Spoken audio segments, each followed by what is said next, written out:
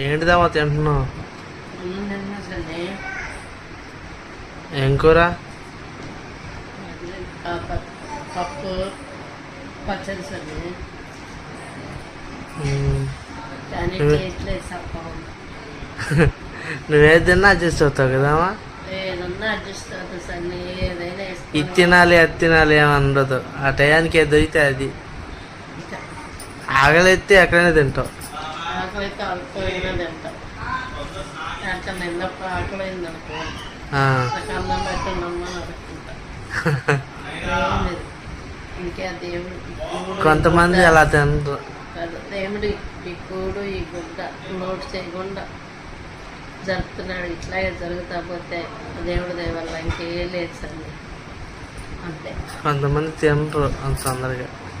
నేను అదృష్టం adjust compromise